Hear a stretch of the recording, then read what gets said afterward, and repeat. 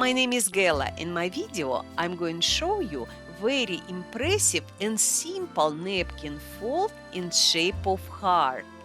I'm using 17-inch square napkin.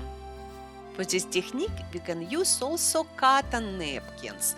They look presentable and works well as silky napkins. When I roll napkin, I try to keep as tight as possible.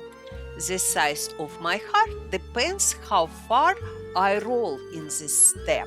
Now I just need unfold careful sides and my heart is ready. It is small, but look what's happened if I roll the same napkin much less.